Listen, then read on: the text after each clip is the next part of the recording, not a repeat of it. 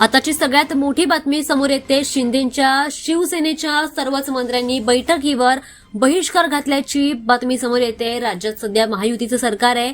या महायुतीत राष्ट्रवादी, एकनाथ शिंदे आणि शिवसेना तसेच भाजप असे तिन्ही पक्ष एकत्रितपणे सत्तेवर आहेत. परंतु गेल्या काही महिन्यांमध्ये एकनाथ शिंदे यांच्या पक्षाचे मंत्री वेगवेगळ्या कारणांवरून नाराजी त्यांची व्यक्त करत आहेत.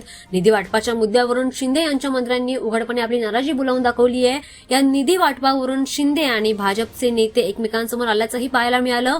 असं असताना आता महाराष्ट्राच्या राजकारणात मोठी खळबळ उडवून देणारी घटना समोर आली आहे.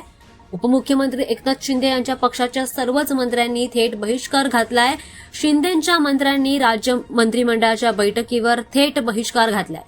एकनाथ शिंदे यांच्या पक्षाच्या मंत्र्यांमध्ये निधी वाटपावरून प्रचंड नाराजी झाली आहे. आज राज्य मंत्रिमंडळाची बैठक होती. या बैठकीला सामान्यतः सरकारमधील सर्वच मंत्री उपस्थित असतात, परंतु आजच्या बैठकीला शिंदेचे सर्वच मंत्री उपस्थित नव्हते. या बैठकीला शिवसेनेचे फक्त एकनाथ शिंदे उपस्थित होते.